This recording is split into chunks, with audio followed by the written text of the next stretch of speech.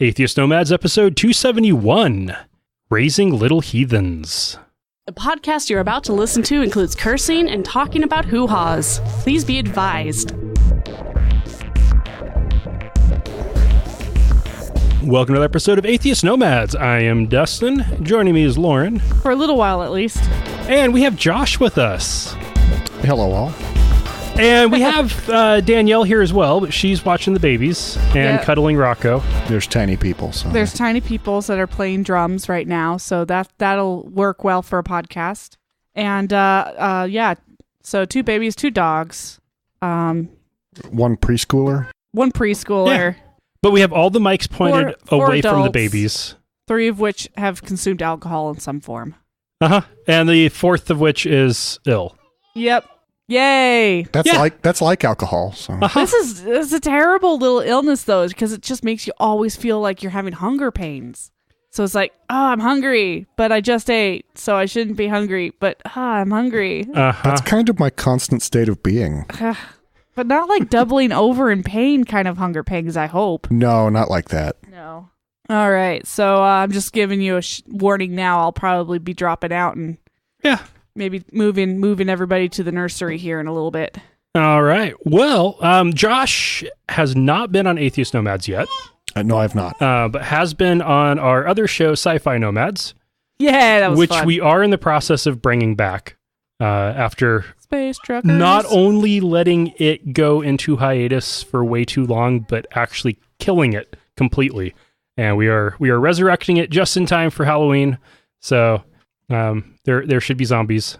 Yeah, it'll be fun. Yes.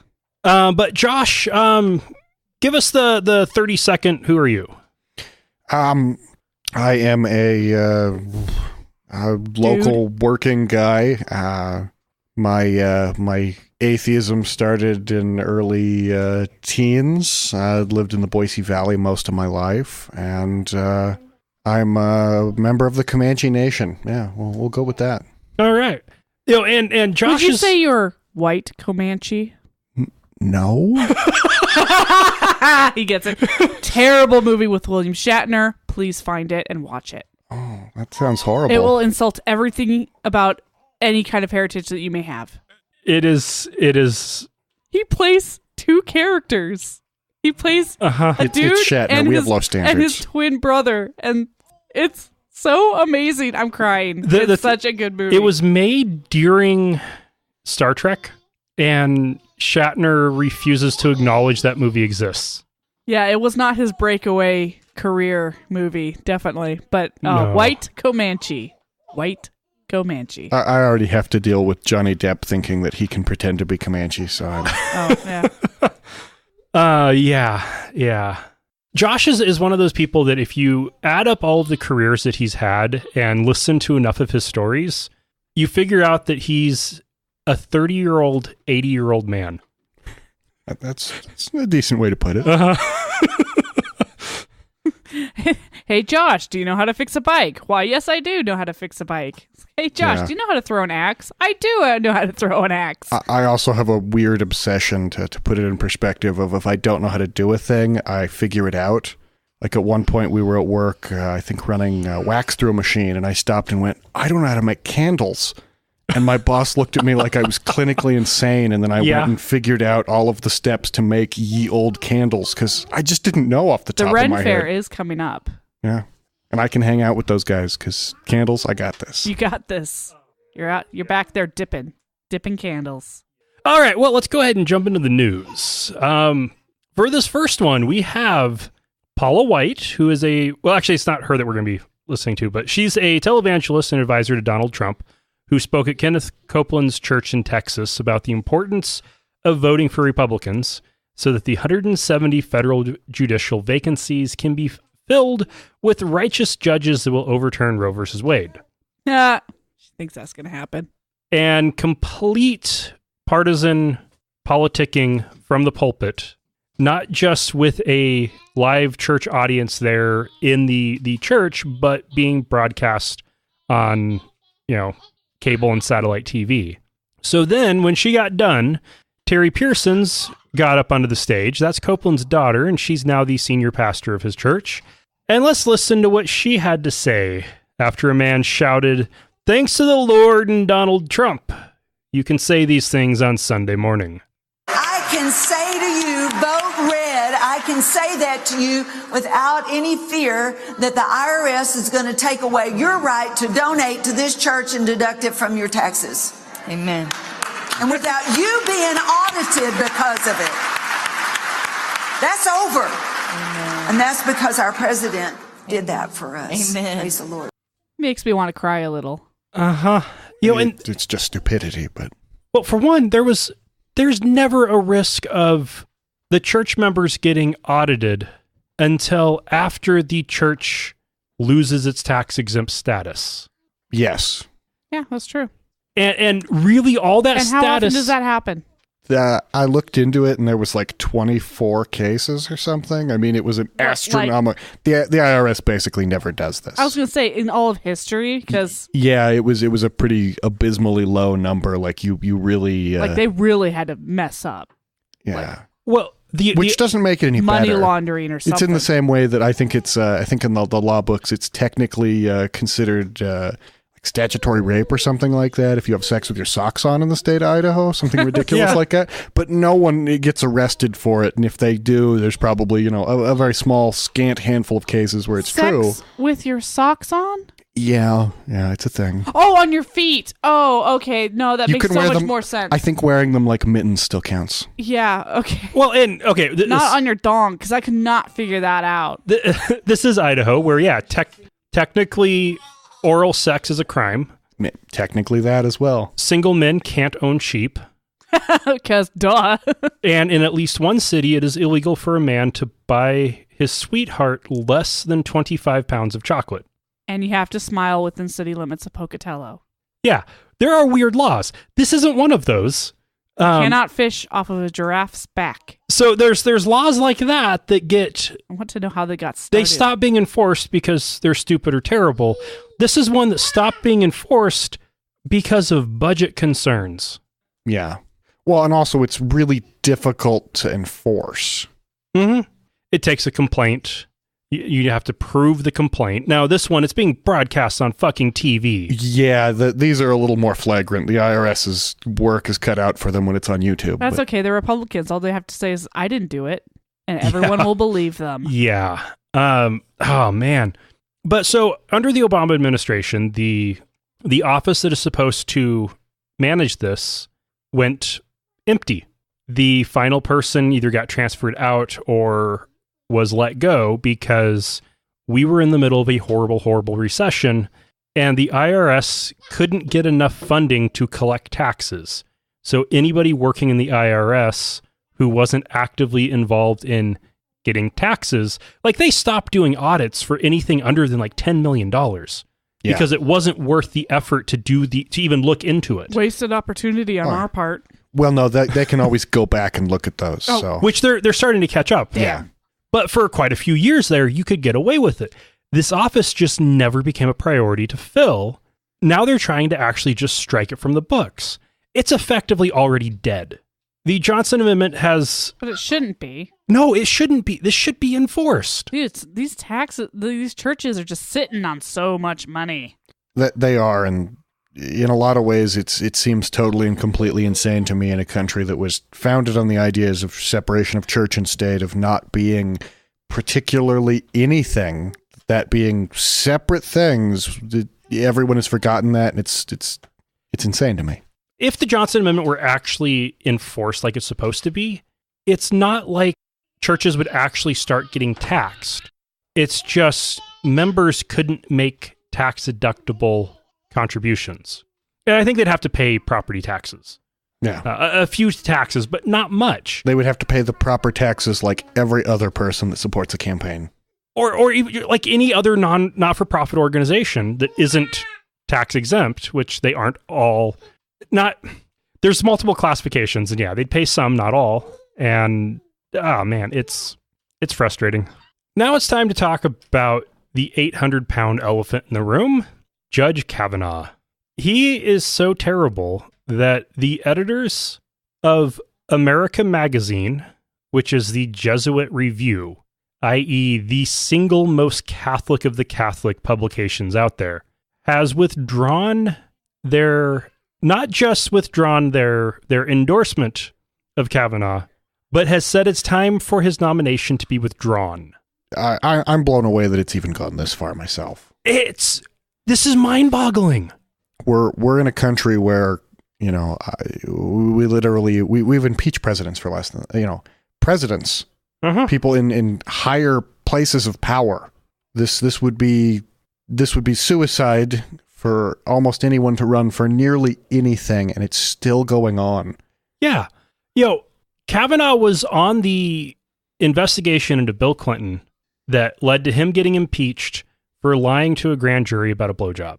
Kavanaugh since then has lied in every single confirmation hearing he's had for every judicial seat he has held. My thing is that even if somehow, some way it panned out that it isn't, that's a cloud you can't get out from underneath. That's right. At barest of minimums. And this started out bad. He was a horrible partisan, theocratic nut job. Brilliant, but insane. And so it started out as he should not be confirmed.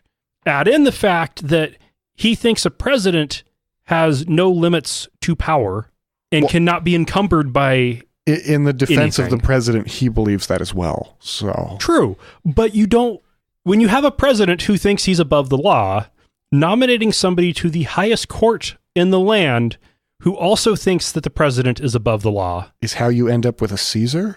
Basically, yeah.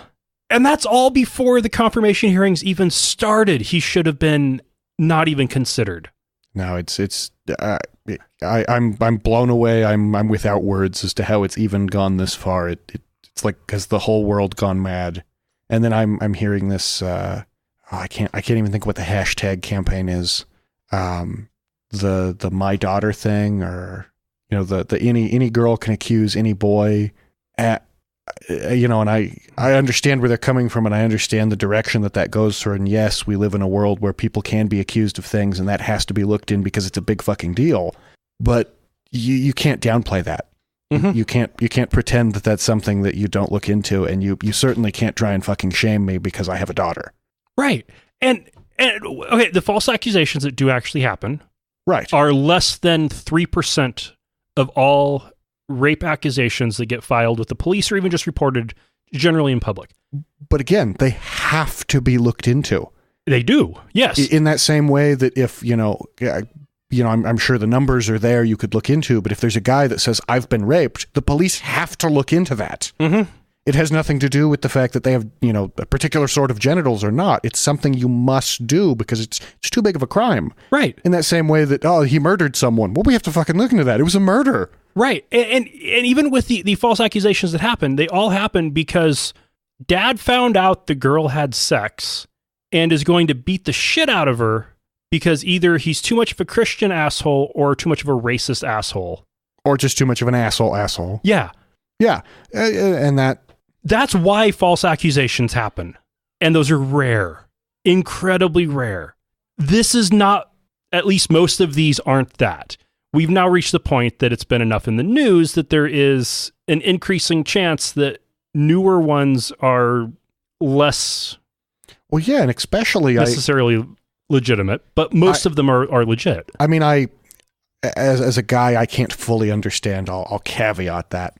But I understand as best I can that it must be terribly, horrifically intimidating to confront one's accuser and things of this nature, even when it's a high school boy and a high school girl, let alone when it's someone who actually has friends in high places, when they actually have this level of power. And to come forward and to keep these claims alive and to show that this isn't something that's just, pulled out of the ether, it boggles me why it's gone this far, why you and I are able to even talk about this. This is cut and fucking dry. And the part that's more concerning to me about than necessarily even what's been going on in the Senate, which has been unbelievably horrible, I expected to hear the excuses of 20 years ago. And I don't know why I expected that. I should have known better, because he could have gotten ahead of this by just saying, oh, I'm sorry, I had a bit of a drinking problem when I was younger. I made some mistakes. I don't remember that night. If I did anything horrible, I am so sorry, but that's not who I am anymore.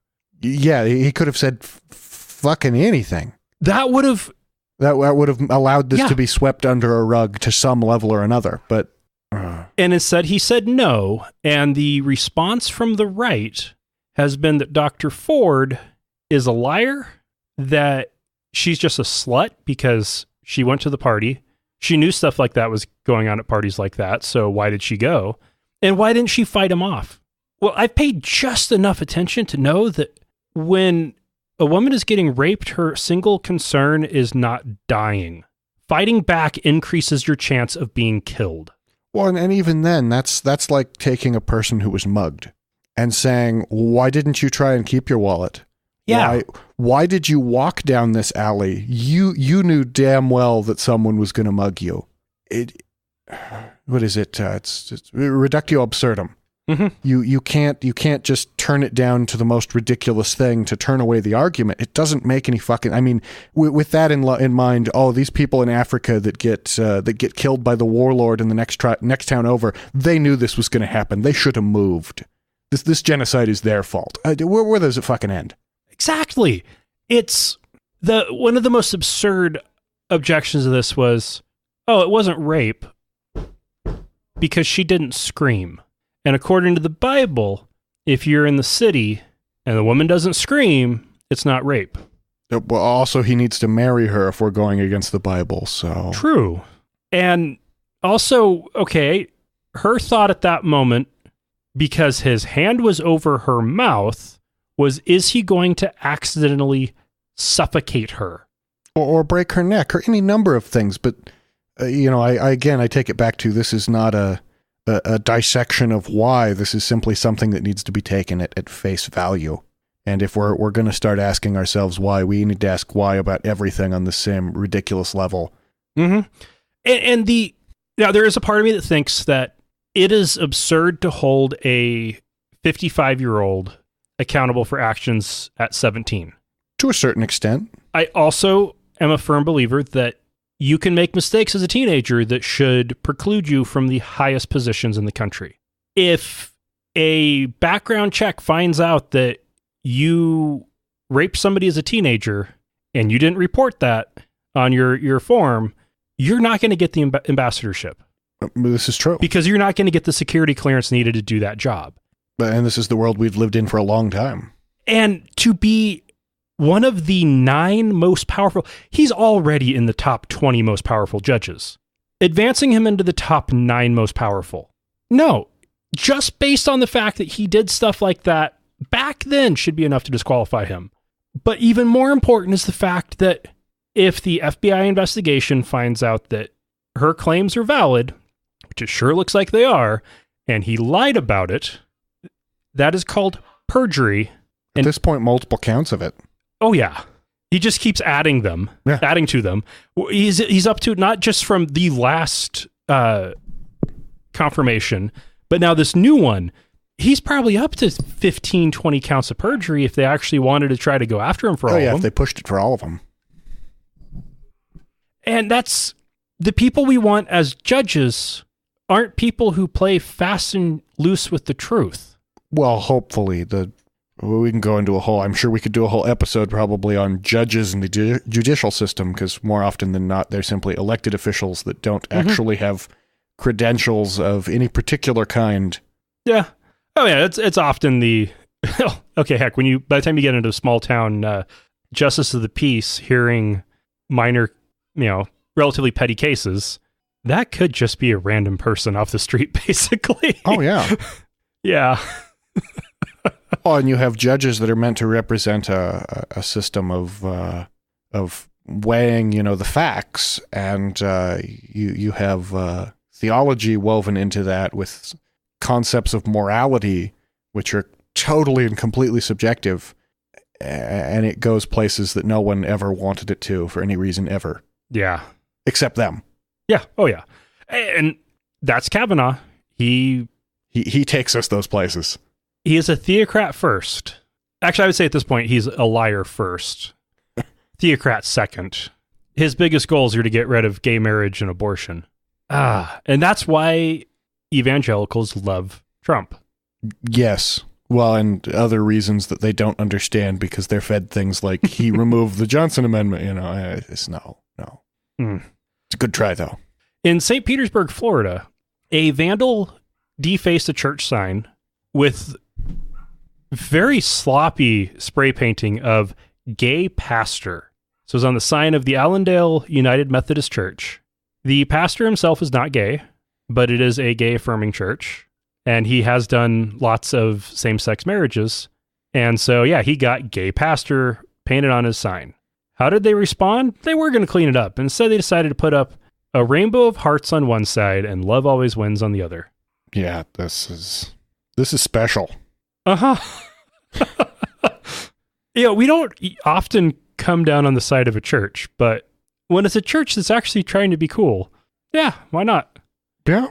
Well, and there's only so many ways that you can really combat being vandalized, and just kind of running with it and being a little self-deprecating and so forth. That can go a long ways. Mm-hmm. Well, it also depends on the type of vandalism, because like I have experience from my management days in Tacoma of having to deal with vandalism. Twice we got graffiti on the back wall. That was because we got tagged by a gang. There were about 200 gangs in that part of town vying for control, and we happened to be kind of on the border between two of the more powerful gangs with who knows how many little minor gangs trying to get a foothold. And so the police, I had to call in the police both times, and they came in, took a look, like, okay, here, I will file a report. You need to get that off your wall as soon as possible. You're going to get more. Oh, yeah. In that case, you get fresh paint over it within 24 hours, or the next night you're tagged. Actually, you can't even really wait 24 hours. I think we ended up going 72 once. Or worse, you end up with gangbangers behind there, and then when you try and clean it, they let you know that that's what keeps you safe, and they'll have to shoot up the front of your building if you take that down. We had one gangbanger as an employee briefly. Oh, that's delightful. I ended up having to testify in a multiple felony trial against his boss for what I witnessed in the parking lot. That was not fun. This, on the other hand, is not that gang level. Graffiti. This is an asshole being an asshole. Yeah. And that church handled it well. No, I totally agree. Again, you've got to find a proper angle with that to not be trodden on, not show that you're going to allow it to happen again, and not take so hard of a stand with it that they just do it again, kind of thing. Mm-hmm. Because I'm sure they could have cleaned up that sign and put some passage about vandalism or honesty or any number of fun little things, and simply got something else spray painted there. Yeah. So good job, Allendale United Methodist Church. And on that note, we're going to take a break. Atheist Nomads is proudly brought to you by listeners just like you. You can find out how you can become a patron at patreon.com/atheistnomads. That's patreon.com/atheistnomads. If you want to support the show, we would love to have you. I am going to do a little bit of file at least one form with the state before I set up another option to give us money, but for now it's still just Patreon and PayPal. At this point, I have decided I'm not going to be building my own premium content supporter site, because that is a pain in the ass. When I started looking into how much work it actually is and some of the risk involved, I decided Patreon taking a 5% cut and being horrible to deal with would be easier. They're in business for a reason. Yeah, they really are. But as I mentioned 2 weeks ago, the app is something that I'd signed up for. That's the Atheist Nomads app in the Apple App Store and the Google Play Store. It was something the way I'd been sold on getting it was for native discovery in the app stores. So that's what it's gotten, because I've really only mentioned it on the show a few times. And the we are getting fewer than 1% of all listens coming from the app, and it is 40% of the hosting budget. So, as I mentioned 2 weeks ago, if we don't soon get people wanting to specifically pay to keep the app alive, I will be killing it at the end of the month. So if you are using the app and you don't want to pay for it, then find another way to listen. Google Podcasts is a new option on Android that is looking pretty good and under very heavy active development. And on Apple, there's always Apple Podcasts, kind of the original. So check that out. And we are also trying to save up some money for doing some gear upgrades. Right now, I have a nice large diaphragm dynamic microphone, and it is the only one in the studio. I would like to get the other 2 mics we use commonly upgraded to the same level. That is expensive. It will take a while to raise the money because to upgrade both will run about $700. But any of you who want to help out with that, any little bit helps. And any new patrons, the majority of that increase in patronage will be going to help fund those upgrades. So it would be greatly appreciated. And cash money also always helps. PayPal is a good option for that.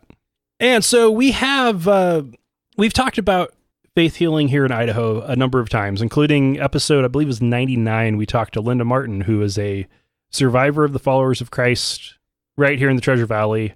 And she's been actively lobbying for repealing the laws that protect her family because she's seen the harm itself. Well, now there is a new documentary that has been in the works for 2 years looking into specifically this group in Canyon County near Caldwell, Idaho.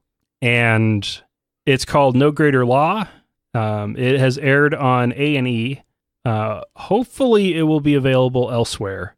But this is pretty cool. This needs as much attention as it can get. Yeah, it's one of those things that you wonder how there's this level of barbarism. I think that's a good word for it, that still exists, in the modern day. Mm-hmm. In a civilized country. It's mind blowing. Well, especially considering that if you let your 5-year-old ride a bike out of view, you're going to get the cops called on you and might get a visit from CPS. Oh, yeah. If you're watching the kid and the kid falls and gets a cut that gets infected, and it looks like something that could have happened another way, you're going to end up having a conversation with CPS or... But if that infection is spreading and you rely on prayer alone... Oh, God, yeah.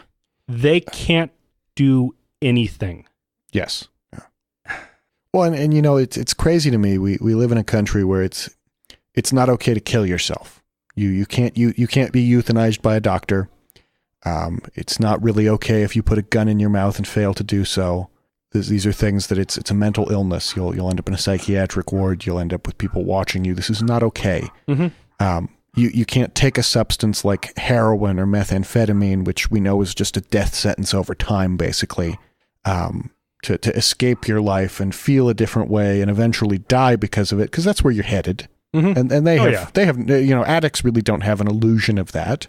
Oh, my nephew, a week before he overdosed, was talking to my brother about how he thinks it's so unfair that people can use meth for decades, but with heroin, it's a roll the dice every time. Yeah. And he knew that bad roll was going to occur eventually. Yeah. Exactly. And you have things like that, and that's not okay. But you can take away a chance of another person living because you're their guardian. Mm-hmm. And I wouldn't have as much of an issue with this if it was actually a church that avoids medical care completely. If this were like the Quakers or something. More like the Amish. Like the Amish. More like the Amish, yeah. They're living in their own community. They don't go to the doctor anyways, and they live and die in their own community. Yeah, and the Amish aren't anti-doctor. It's just not something they do. It would at least make sense to me. Uh-huh. But this is a group where, like Linda Martin's generation, they're all going to the doctor. and getting healthcare and getting heart surgery because they already got their ticket stamped to heaven when their kids died. Yeah. That is grotesque. And they're an insular community. They don't proselytize. They are very distrustful of outsiders. So if you tried to join, you probably wouldn't be welcomed in. So they've had a very small gene pool with like 120, maybe pushing 500 members for a century. There's no family tree there. There's certainly no branches. It's interwoven vines. And there are a number of issues that are getting more and more common, like type 1 diabetes, where kids are dying because they got bad genes from their cousin parents. And they could be saved with one of the simplest and oldest of medicines. Oh, yeah. If they were just told they had it and they just followed a proper regimen, it wouldn't be a thing. Yeah. But instead, they pray and they die. And a kid dying of type 1 diabetes, that's an ugly way to go. Well, yeah, and you hear that, and it's like, oh, this was South America? This was Africa? Oh, no, this is Caldwell, Idaho. Uh-huh. And one of the more common ways those kids die is pneumonia. I've had pneumonia. I know what day I came closest to death, and it's not pleasant. That is not a good way to go. It's not pleasant with proper medication, with proper care. Yeah. People die every day of that in the hospital. Mm-hmm. Yeah. Oh, man. So, yeah, the more attention this gets, the better, because the state of Idaho cares, but not enough to do anything, because the argument keeps on being, but parental rights or but religious freedom. So there needs to be enough general public anger to change their minds on what's more important so they can actually put the lives of children first. Yes. Well, and I would be I would challenge someone honestly to find somewhere even within said holy book where it says don't rely on another person's help to save a child, pray to Almighty God. I really don't think there's anywhere that supports this idea. Christians should be up in arms about this. Yeah. Your regular workaday Christian should be pissed off that this misrepresents their faith. Mm-hmm. There's one verse about how if you have enough faith. Yeah, but that doesn't say don't go to the doctor. That says if you have enough faith. Yeah. Clearly children don't have enough faith. That's what I'm seeing here. Oh, man. They're just too little. Their prayers aren't strong enough. Please take them to the doctor. God damn. All right, so now we got oh man, this is one of the most bizarre of the stories I've seen. And these ones that get really bizarre, it's because they hide in compounds in remote places. So this particular one is outside of Grants, New Mexico, where there was a paramilitary religious sect that, and by paramilitary, like seriously. Those are words you don't want to hear in the same paragraph. Yeah, like the picture of their leader getting hauled off. She's in a white uniform with a white beret with 2 stars on her epaulets. And the police officer arresting her is in full SWAT gear for good reason. Oh, yeah. So yeah, they have the Aggressive Christian Missionary Training Corps. That's the name of their organization. They got raided last year after these stories kept on coming out of people growing up out of this group talking about all of the abuse. And they found one who was a child taken from Uganda as a baby and sexually abused throughout her entire life until she's able to escape. There was another who had 11 surgeries for broken bones, all from the abuse she received as part of this group. Yeah, that's wow. This is this is one of those things that you again think, how does this happen in a modernized country like this? How does this continue? How is this propagated? How do these people not leave this immediately and call the police? Well, if you look at history of bizarre religious groups, sects like this have always existed. them getting armed quite to that extent is a lot more recent, but they expanded and then started getting attacked investigated and gone after by the government. And so in the 70s and 80s, a lot of these really bizarre sects were broken up by the authorities. The leaders arrested for fraud, abuse, murder, rape, you name it, they were doing it. And that all came to a head with Waco. And the government has been gun shy ever since. Well, the thing that blows me away about this is, and I get I understand indoctrination. I get that. The problem with it is that at the point that you walk away from this and you leave this body of people, how in the hell do you not look at the rest of the world and go, holy shit, what happened to me was terrible. This isn't right. You know, I see all these people walking around the street and none of them were sexually abused and had bones broken. Mm-hmm. Wow, the world doesn't work this way. You know, and I hate to think of it in terms of this is what makes things like this dangerous, but this is, in my head, this equates to how is this something that we encourage as people? Because this is a dangerous kind of thinking. Mm-hmm. Oh, yeah. And it's groups like this that often eventually reach the point where they stop with just beating their members, because you don't arm up for no reason to that extent. They have on numerous occasions, groups like this committed actual acts of terrorism. Yeah. Well, and then you're in a real world Far Cry 5 at that point, and it's not so much of a fucking fairy tale anymore. It's a terrifying reality happening in rural wherever, because it's difficult for the police to get there, and they went there for a reason. Right. Well, one of the factors was they dug up some bodies. How do you have a religious cult where you kill people? I really would like this explained to me. How do you worship a deity? And you're like, oh, and I off people that don't agree with me. We bury them over there. That's our blasphemy pit.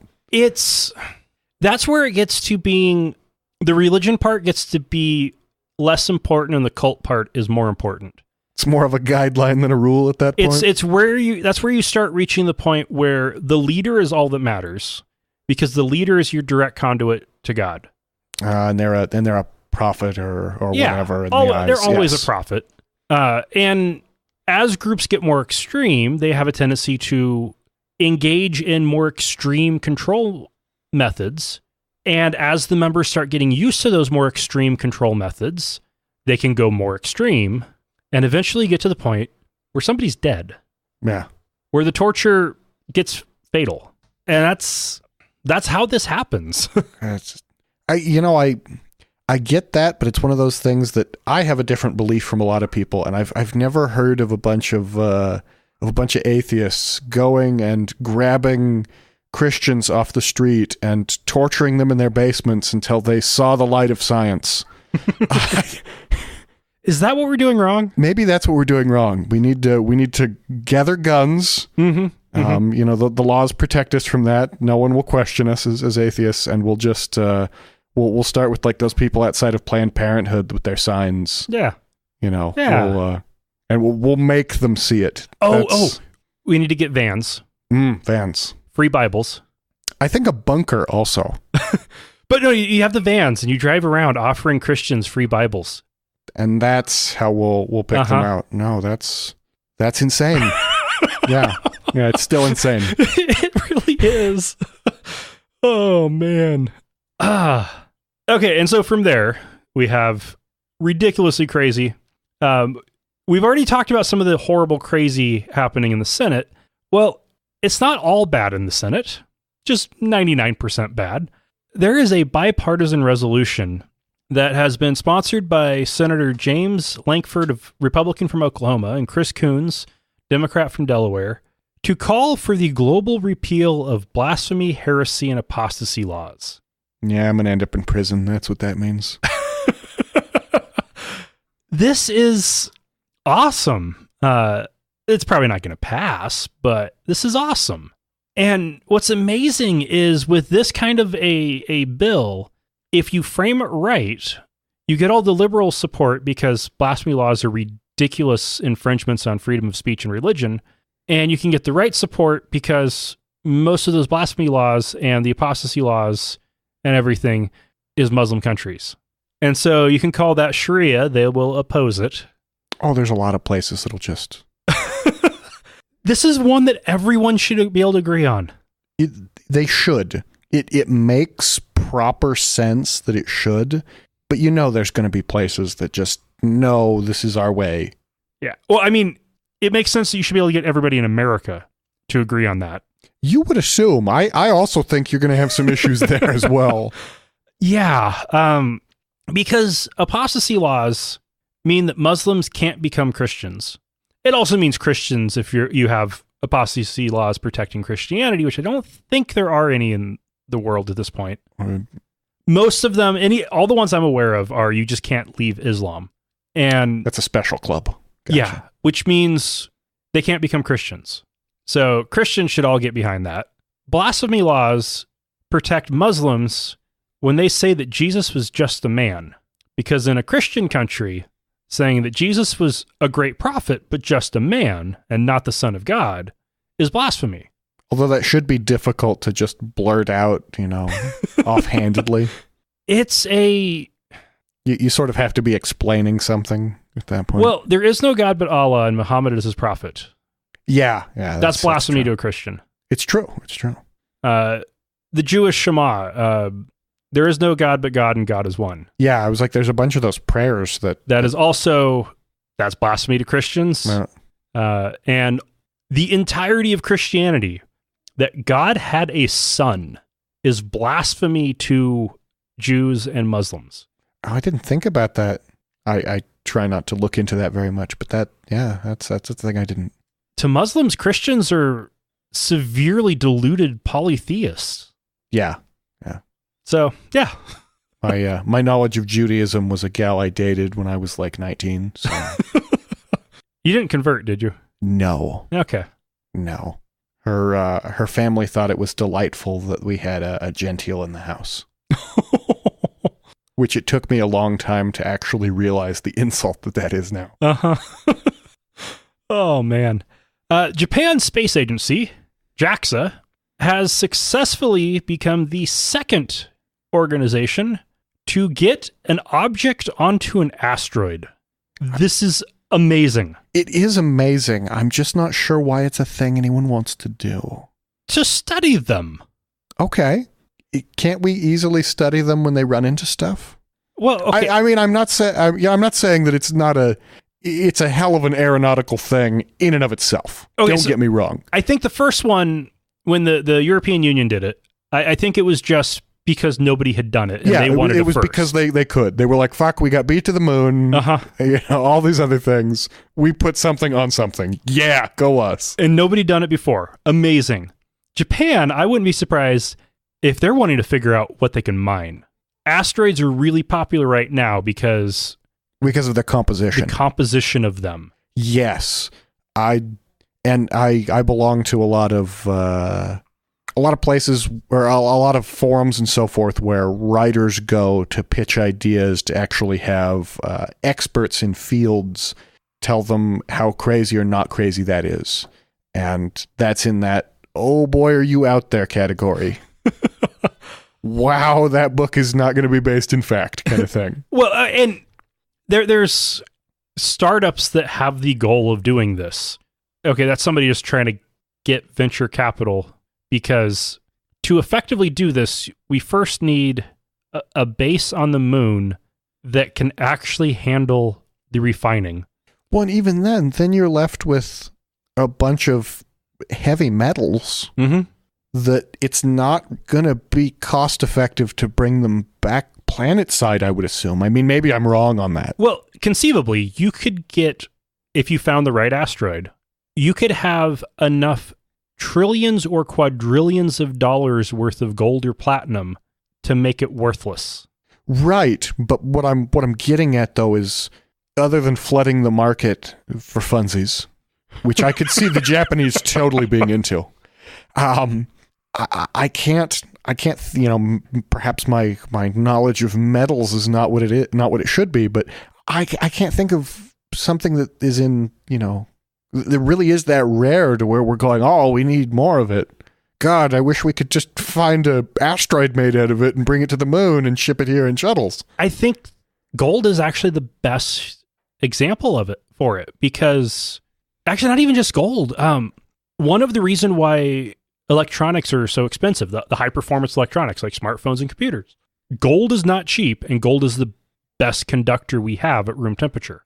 So it gets used in a lot of high performance circuitry. So Samsung is definitely trying to figure out how to do this to drive down the cost of their electronics. And for Japan, you got Panasonic, Sony.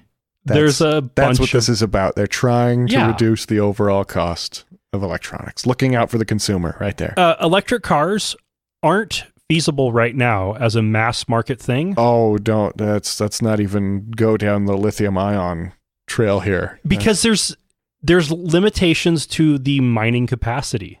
It's true, but the things that they're made out of, unless they start making that out of something smarter, they're just making driving bombs. Yes. I agree. Inefficient driving bombs that still have batteries that need to be replaced reasonably regularly. Uh-huh. Oh, no, I totally agree with you on that. Lithium ion is... I find the concept of the Apple EarPods insane. Or AirPods, sorry. The AirPods. Why the fuck would you stick a bomb in your ear? Perhaps you've never been burned that badly.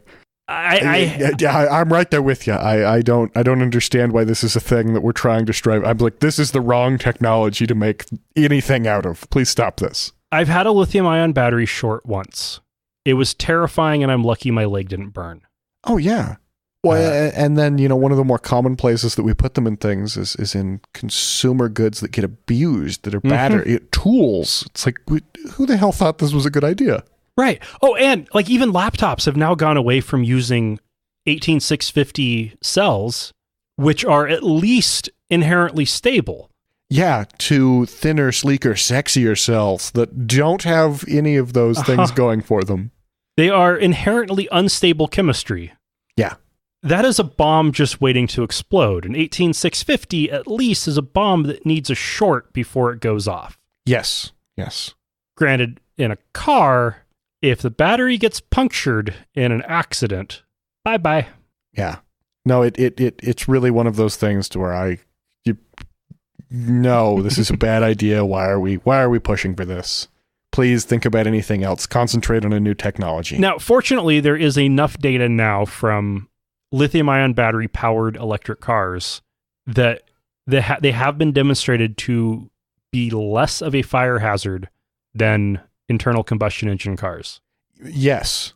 The issue is with those, and it's not really a safety problem. It's just a overall cost problem in that, okay, yes, now it's finally safe enough. You have a very limited range compared to a car, and those batteries will go out and cost more than the vehicle. Mm-hmm. Yeah. And part of why the batteries are so expensive is because there is both limited production capacity and limited mining capacity. Elon Musk would build a bigger plant if he could, but he can't even get enough materials to run his current super battery capacity or factory at full capacity. Mining asteroids could fix that. You could potentially find an asteroid where one asteroid could provide all of the materials needed for, maybe 3 asteroids. So is this Elon Musk's new business platform? SpaceX? Yeah, well, I'm saying, is that where we're going with this? Have we discovered I don't think plan? It's a coincidence that he started an electric car company and a space company. He knows something we don't. That's what he wants to commercialize space. Which terrifies me on other levels. Yeah. I hate flying, let alone the concept of leaving the Earth's atmosphere. That's like you get dental work and be covered in bees. That would make it worse. All right. And for the final story we have, Iceland has proposed a ban on circumcision for children. This seems perfectly reasonable to me in the modern Western world with modern hygiene. Well, and a lot of those, that whole region of the world is very modern in the way they think about things. Mm-hmm. I applaud them. Circumcision is not common there by any means. And I think they're just, throwing down the book and saying, let's call it what it is. It's mutilation. Yeah. Which in part because among the white Viking population of Iceland, the native Icelandic people, circumcision doesn't happen. So the Jewish and Muslim communities in Iceland assume that this must be targeting them. Yeah. Even if it is, again, let's call it what it actually is. Well, okay, so you've got a country that's had a monolithic culture for 1,000 years, and people move in from outside, and they're mutilating their children. Well, it's funny. I actually weird. I had a similar conversation with this because I usually break it down in those terms, and they're like, no, it's not self-mutilation, and I said, so it's something that doctors. Everybody says it's not necessary, it's not good, it decreases sensitivity, it removes all these nerves, blah, blah, blah. And they're like, well, it's cultural. That's, you're missing the point, Josh. It's cultural. It's a thing that's important to us as a people. And I said, so you're trying to tell me that in and of the case that your culture valued chopping off your pinky and it had to be done, in a specific way or whatnot, you could have it. It didn't have to be, with a pair of shears or anything. You could have it done on a medical table and so forth. And everybody that was of your religion had 9 fingers. You would still argue with me about this? Like, well, it's not the same. It's exactly the same. Mm-hmm. You can't hide behind the concept that it's a cultural thing. It is mutilation. Okay, so there are 3 places where it is a cultural thing. Jews, Muslims, and Samoans. Those are the only 3 where it's cultural. Among the English-speaking white, non-Jewish populations, it's something John Harvey Kellogg thought up in the late 1800s as a way to discourage boys from masturbating. And even then, I get that if you're of one of these groups, that it is a part of your cultural heritage. At a certain point, you have to let shit like this go. Uh-huh. Oh, yeah. There aren't a ton of Comanches out there doing peyote and cutting themselves and dancing around until they're near death to have vision quests, because a lot of them chose to give that kind of crazy shit up when it was proved that didn't have any kind of spiritual connection to anything. It was just a way of showing that you were powerful to the rest of the tribe, and that took time to give up, and these were ideas that they hung on to for longer than they probably should have, but this is the same kind of thing. Mm-hmm. And for Muslims, it's at the age of 13, boys are supposed to get circumcision. Are you serious? Yeah. Oh my God. For Jews, it's at 8 days. It's from the same story.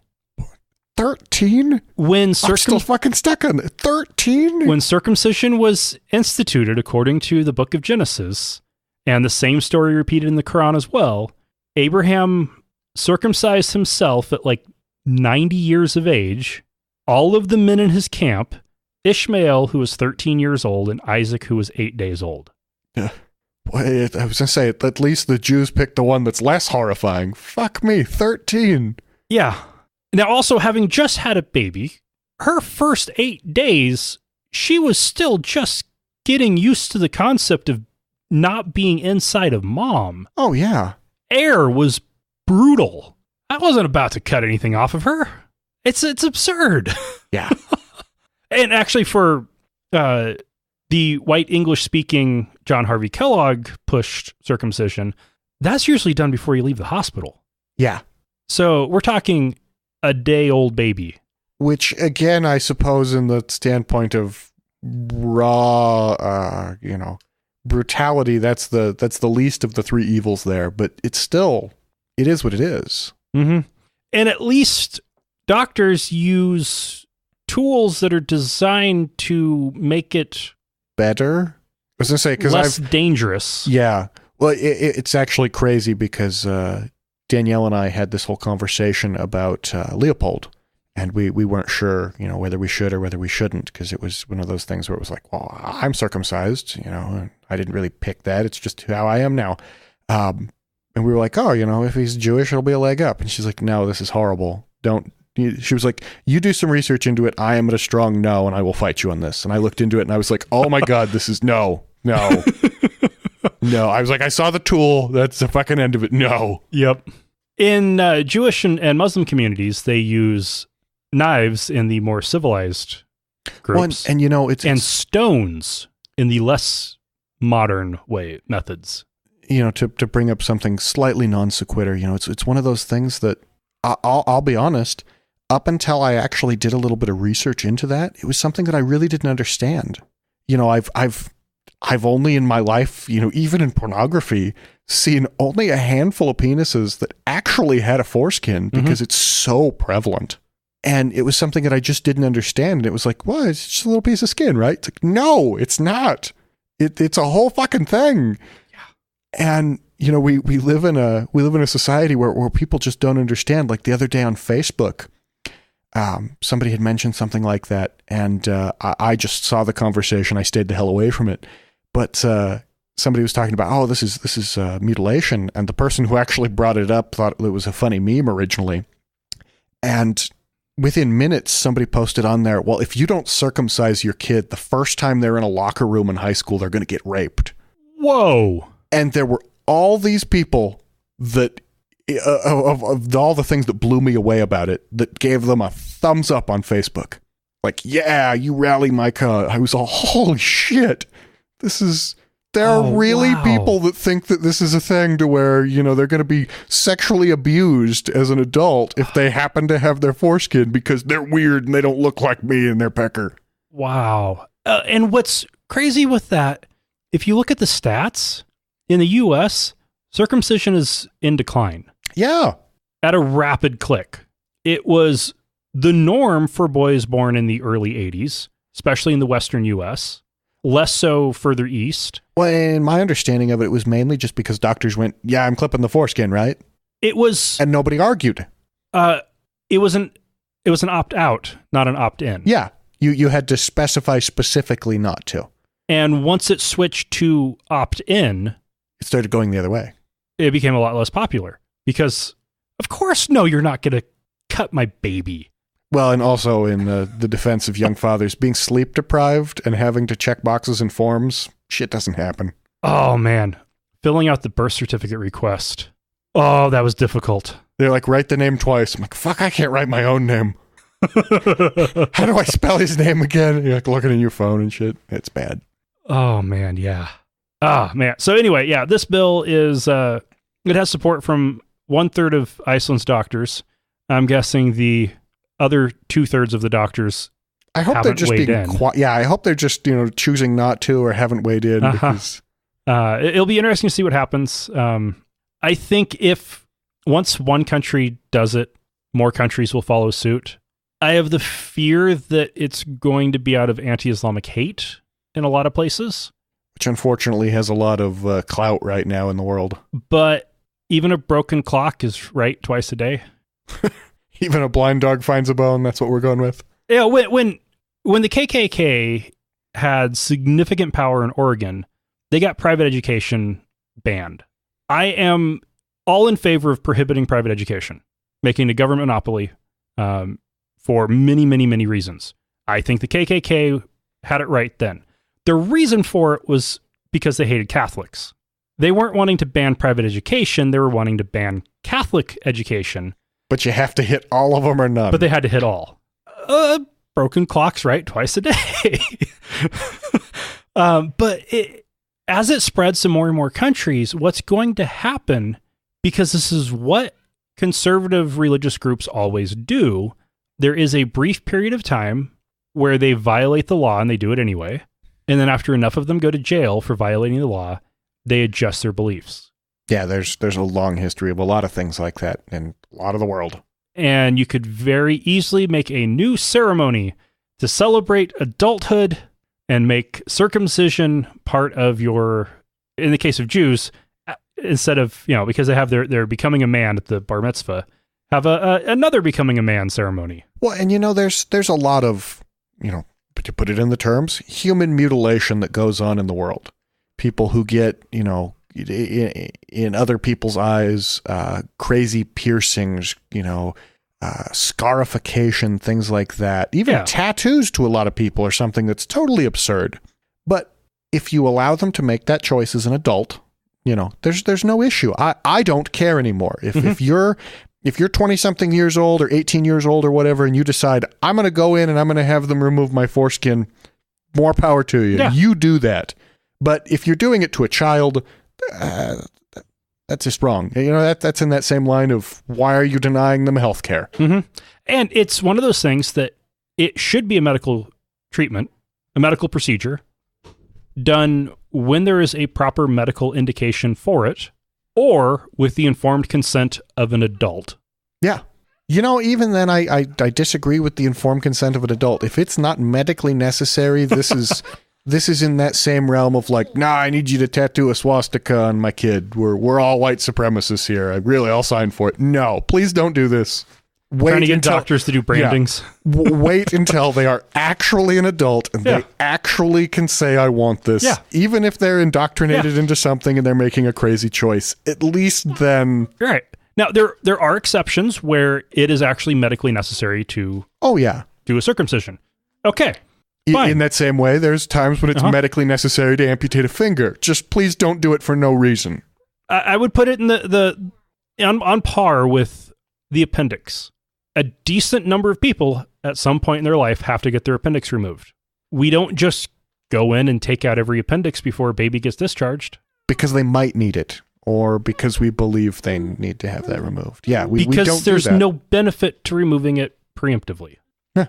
The risk of death from the surgery is higher than the risk of not having the surgery. Yeah. All right, so that wraps up the news. We love hearing from our listeners. You can email us at contact@atheistnomads.com, tweet us @atheistnomads, send us a message on our Facebook page at facebook.com/atheistnomads, or better yet, call us and leave us a message at 541-203-0666. We might even play it on the show. You can also help us out by leaving us a review on iTunes, Stitcher, or your podcast directory of choice. All right, so from Richard H. via Facebook. This is catching up on the Facebook feedback since I don't check the page that often. I don't like Facebook. I'm liking it less and less each day. So anyway, Richard H. wrote, "Hi all, I tried emailing from my .ac.uk account, but it got bounced to spam. Not sure why, because .ac.uk sounds fake." Sorry. It's your favorite ex-British Bobby here. Continuing to love the podcast. Needs more baby noises in the background, though. Just a minor correction to your mostly good news episode. During the story about the decline of the Church of England in England, you mentioned that there were bishops appointed to the House of Lords, or Second Parliamentary Chamber. I think it was Dustin that said it was about a third. Given the current membership of the upper chamber, love the terminology here, is currently 791, it can vary as new lords are appointed or die. Technically, they don't retire, which would mean 264 lords who are bishops. However, there are only 25 lords spiritual. Their seats are attached to the particular bishopric to which they are appointed, and are the few appointees who do give up their seats on retirement from the church, although many are appointed as life peers on retirement, so do retain their seat. Minor point, but I'm sure that an order of magnitude correction should be made. As ever, keep up the good work. Good to know. Yes, that is. I am very happy to find out that the Lord's spiritual are 3%. Wait, did I do the math right? I've been drinking. Ish. I'm not good at math anymore. Yeah, a few percent of the small Lord's spiritual. percentage. So that's pretty nice. And I was way off. I think I'd heard the 25 number and assumed the House of Lords was similar in size to the U.S. Senate. I am surprised that there are almost 800 members of the peers of the realm. Yeah, that's actually a much bigger group than I would have assumed as well. Yeah, wow. From Carolyn B. via Facebook, and I trimmed this one down because it was incredibly long.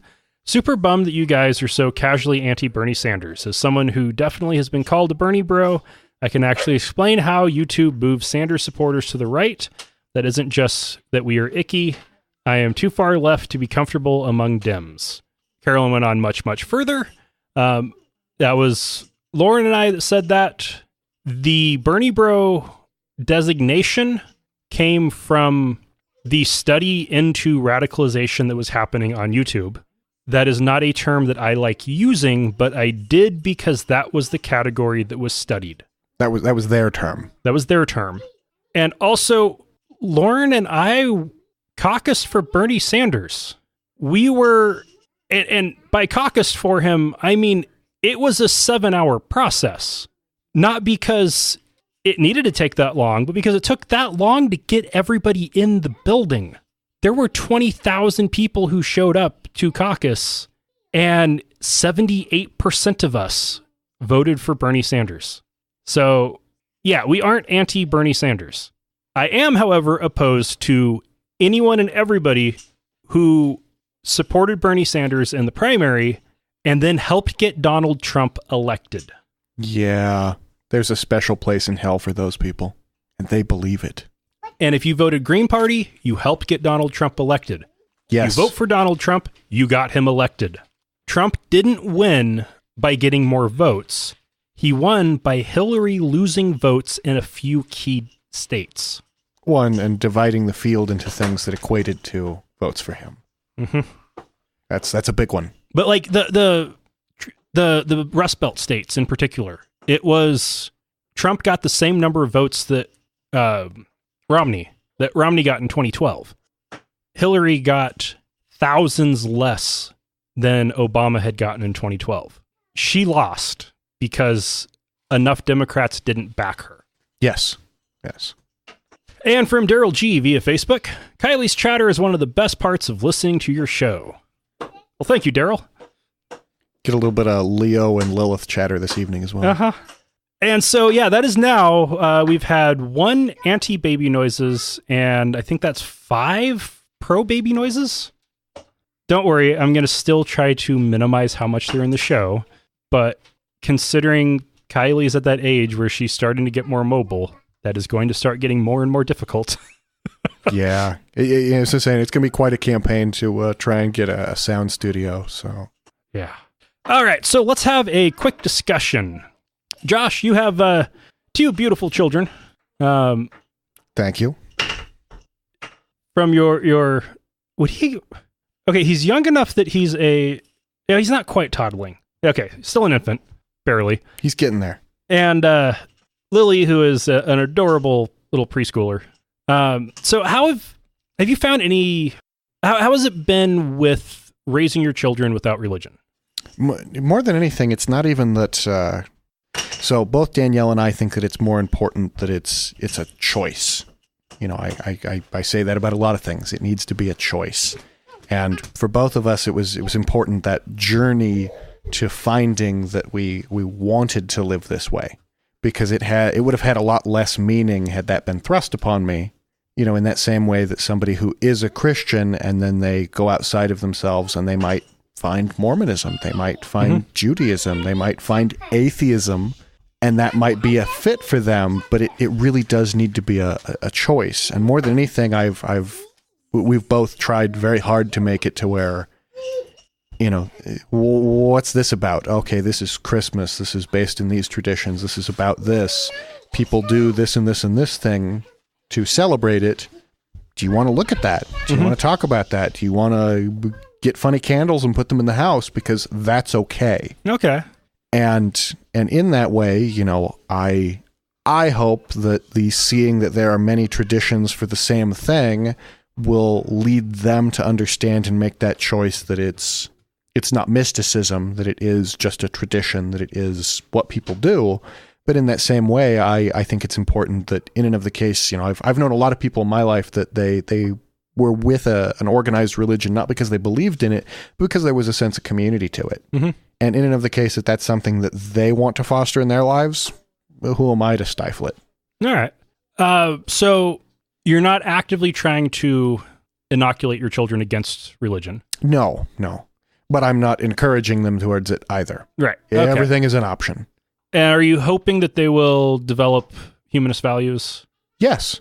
Well, I think everyone has humanist values regardless. They just don't like to admit it on those terms. Hopefully, most people do. Hopefully. Brett Kavanaugh doesn't. There are those psychopaths. And are you going to try to teach them skepticism? You know, to a certain extent, skepticism is one of those things to where, you know, you either have it or you don't. In a lot of ways, there are those people that are critically minded, and there are those people that accept what they're told. And even when you show them that they don't accept it because they were told. Well, and with children, one thing I've kind of noticed is they seem to be natural-born skeptics. Yes, and somewhere Why? along that line, that Why? Yeah, I don't really know. And somewhere along the lines we lose that. But, Lily especially in her preschool age, she asked me a lot of questions about things like that. And more than anything, I just feel that being honest with her about them.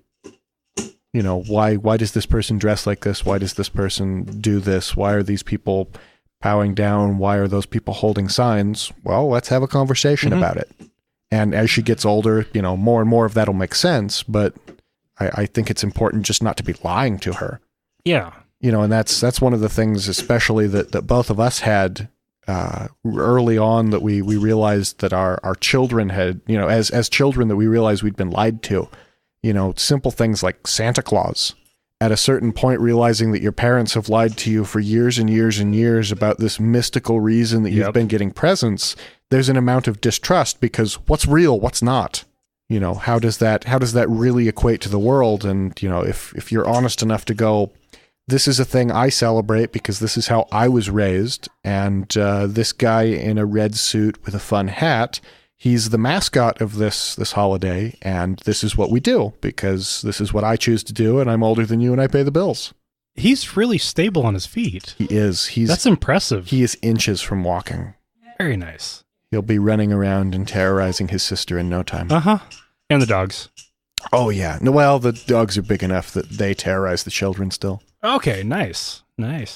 Have you found anything with friends, neighbors, family trying to push religion or anything? Actually, the ones that we've had the most issue with are the daycares, because it's difficult to get the full on daycare to where they don't have that in some way, shape, or form throughout their curriculum, so to speak. Mm-hmm. And it's hard to be like, I don't want my child to participate in this on a forced level. I'm happy with them watching. I'm happy with you explaining. I'm happy with them doing it on their own because their friends are doing it. But I'm not okay with you telling them now it's time to get down and pray. That's not a thing. And also in that same way, there's things that I'm not okay with because it fosters stupidity. That's the only way I can put it on those terms. I've had issues with them to where they're like, oh, Lilith said crap today. I'm like, okay. And they're like, well, we had to have a conversation about that. And I'm like, I don't give a fuck. Like, oh, you said fuck. And I'm like, I do not give a fuck about your stupid rule. If you are going to teach my daughter that words have magical powers, you better goddamn well teach her that she can't say Voldemort or the Dark Lord will get her. Let's hit all the places here, because do not teach her that saying certain things, that saying a word in vain does anything. Yeah. Because I can take the Lord's name in vain all fucking day and lightning never strikes me. Do not teach her that. Well, and fuck isn't even taking the Lord's name in vain. Oh, yeah. No, and that was just, the example. But so many of those words have that connotation now. They're just because... Yeah, I'm like, you can tell her that that's an adult word, or you can tell her that that's not the proper time to say it. But it's funny because of that. I teach her most of the time that it's not the time to say that. And it had to have been a couple months ago. She was getting out of the car and she had like an ice cream or a soda or something, and she dropped it and it spilled on the ground, and she stopped and she just looked at it and let it spill and went, fuck. I was like, yep, that's... Yeah. Good job. That's when you say this. The only reason there's a problem with words like fuck and shit is because those were the words that the English peasants used, and the French-speaking lords didn't want to hear them. Thought that it was gross that peasants had bodily functions. Yes, they should do that in secret away from the French. Yeah, which ended up giving those words power. And that's exactly, is at the point that you take away things like that, you make it a word again. It's a part of vernacular. It has nothing to do with any special connotation with morality, with religion, with race, with anything else. It's a word. And in that same way, perhaps that puts it in better perspective. In that same way, I teach them that this is a tradition. This is a thing that people do at a time and a place for a reason. And that's what they do. You can do that too if you want to. I don't care. I don't do that because of these reasons. And we can talk about that at a later date when you can understand the words that I'm saying. But that's a tradition. That's what that is. They're doing a thing. Don't make it a special thing. It's a thing. And if you want to do it the right way because they'll be upset at you otherwise. But that's what that is. Yeah. All right. Cool. We're out of time. All right. Josh, it's been a pleasure. It has. Thank you so much for joining us. Lauren is on the floor playing with Leo. He's a happy baby. Yeah. She left early on to help Danielle with the kids. And also, Lauren's just not feeling well. So, Lauren, thank you. Yay! And listeners, remember, not all those who wander are lost. But if you want the app, you need to tell me and give me money. Thank you for listening to another episode of Atheist Nomads. You can find show notes and contact information at atheistnomads.com. Follow us on Twitter at Atheist Nomads, and like us on Facebook at facebook.com/atheistnomads. Please subscribe to the show in iTunes, Stitcher, or your podcatcher of choice, and while you're there, feel free to leave us a review. Theme music is courtesy of Sturdy Fred. Until next time, this has been the Atheist Nomads.